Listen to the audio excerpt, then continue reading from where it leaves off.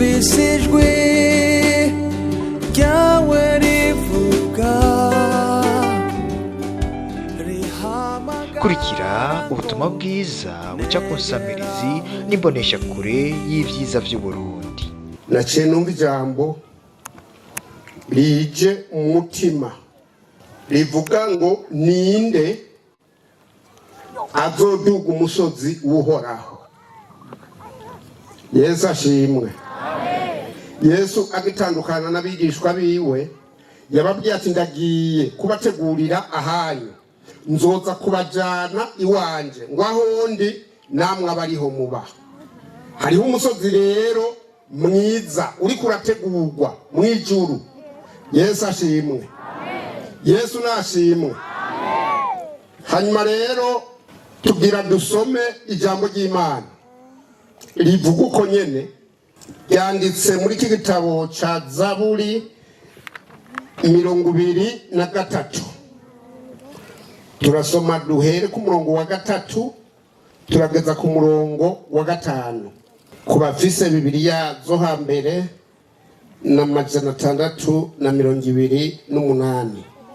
Ninde azoduga umusozi w'Uhoraho? Ninde azohagarara ahera hiwe? N'ufise amaboko akeye n'umutima utanduye, atigeze kwerekeza umushaha wiwe ku vy'ukubesha, ntarahire ibinyoma. Uwo niwe azohabwa umugisha n'Uhoraho, n'ukugororoka azoguharurwa ko n'Imana y'agakiza kiwe. Imana ishimwe. Amen. Imana ishimwe. Amen. Dusomye hano aya majambo avuga ngo ninde azoduga umusozi w'Uhoraho. Twese twaduze uyu musozi. Hano uyu yabajije ngo ninde azoduga umusozi w'Uhoraho. Aha twaduze twese, uwari we wese yabigomvye yaduze. Yesu nashimwe. Amen. Mugabo umusozi w'Uhoraho ubujambo ry'Imana rivuga uzodugwa n'umuntu ameze uku. Ku murongo wa 4 havuze ngo nufise amaboko akeye n'umutima utanduye. Yesu ashimwe. Yesu nashimwe. Amen. Hano ijambo ry'Imana rivuze ko uzoduga umusozi w'Uhoraho n'umuntu afise amaboko akeye, akagira n'umutima utanduye. Ngomba kuvuga rero kuri uyu mutima utanduye. Yesu nashimwe. Mbega umuntu aramenya umutima wiwe ukumeze canke ntawumenya? Murakoze mwebwe mu nyishu y'Imana ibahezagire. Amen. Yesu ashimwe. Amen. Umuntu aramenya umutima wiwe ukumeze, ko wanduye canke kutanduye arabimenya. Hano yavuze ngo ufise amaboko akeye. Amaboko akeye nayo ameze gute? N'amaboko akora ivyiza, kandi hariho amaboko akora ibibi. Yesu ashimwe. Amen. Jenje mu gisagara cy'Ubujumbura nahora nicura numva bavuga ngo hariyo abasuma ngo ni benshi. Hanyuma rero turaharira n'abantu ngo jewe nta musuma, ndababwira nje nta musuma azonyiba, nama ngenda ndiyubara. Yesu ashimwe. Amen. Uwundi munsi nurira bisi mva mu gisagara nja mu Kamenge hariya, nahora mvuga ngo ntakonye. Ndagenda ndururuka bisi ndafata iyindi indugana imuramvya hanyuma nicaye muri bisi muri yasi mbona umuntu acishije mu kadirisha andereye ko karanga muntu ndavyo karanga muntu usanga ni gwanje ndavuga none ko naherutse iri mu mufuko yashitse mu minwe y'ujya muntu gute ujya hariho abantu bafise amaboko adakeye ndayiravye ukundumirwa abo turi kumwe batina make tije naherutse karanga muntu iri mu mfuki wanje none uriya mugabo ayintereye yayikuye he cyagenze gute baca bambwira bati iyo karanga muntu nuko yibitse yonyene itagira kanone itagiramwe akanota bahora bashiramwe akanota baba bahevye yacaca gute Yesu ashimwe harimo abantu bafise amaboko ameze ukundi kuntu amaboko y'abasuma Yesu ashimwe ayo se amaboko akeye kandi uwari we wese nahatoba ari umusuma aramenya ko amaboko yiwe akeye canke adakeye yeme ayo maboko yemerwa n'Imana canke Imana itayemera Yesu nashimwe yavuze rero ngo abafise amaboko akeye nukuvuga amaboko akora itiza umuntu amaze kuva mu vyaha acakora neza Yesu nashimwe barabashimiye urusengero rwiza mwubatse kandi kuva ku wa kane bamye baruvuga ko bavuze ko ari umuvuga butumwa uyo ni umuvuga butumwa je namye ndaba hari ahantu mpora mbona ndikirama ku rusengero rw'iwacu bakaca banyereka ngo hariya ngo nicirisha namye ndaba je sinabonye imisozi y'ikirama none ko mwe kabino murabona ikirama muri ngaha nije nahayobewe Yesu nashimwe ni koko urusengero ruraboneka umuntu ari kure mu misozi ya kure hariya hakurya hanyuma rero uru rusengero murabona rurubatse ntigubatse nk'inzu z'abantu bica biboneka ko ari urusengero koko n'umuvuga butumwa ariko kandi murumva gubatswe n'amaboko yiwanyu Yesu nashimwe Yesu ashimwe muragumana ayo maboko akeye yo gukora ibyiza tuvuge kuri uyu mutima utanduye umutima utanduye niwo himbara Imana kandi ijambo ry'Imana rivuga ngo abantu bazobonana n'Imana n'abafise imitima itanduye Yesu nashimwe dusome muri iki gitabo cy'ubutumwa bwiza uko bwanditswe na Matayo igice ni ca 5 dusome ku murongo w'8 Matayo 5:8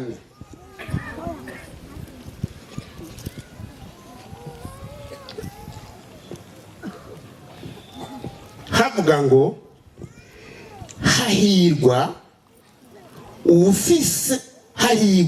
abafise imitima itanduye kuko aribo bazobona Imana Yesu nashimwe abafise imitima itanduye nibo bonyene bazobona Imana Yesu nashimwe ayo majambo yavutswe na Yesu ari ku musozi wa Elayono niko tusoma abigishwa baramwegera aca yanzika kuvuga yerekana abahirwe abaribo hano yaravuga ngo hahirwa abafise imitima itanduye kuko aribo bazobona Imana asangwa witegurira kuzobona Imana raba umutima wawe ko wanduye canke ku mutima wawe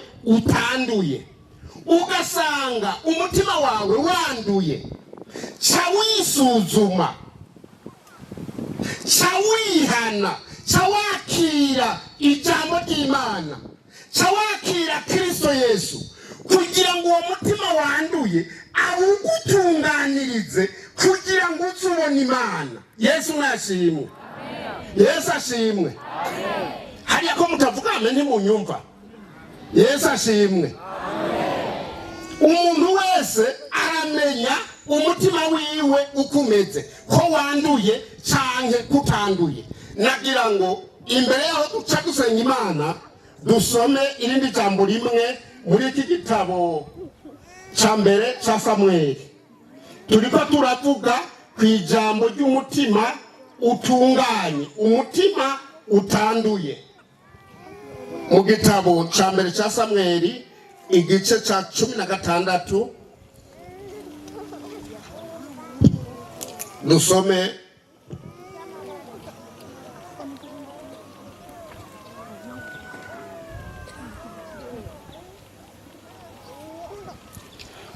duhere kuri umurongo wa 5.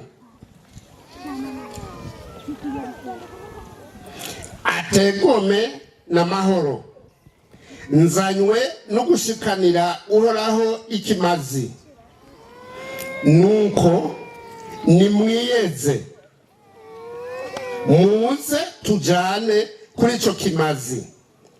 Kandi yeza Isayi n'abahungu biwe,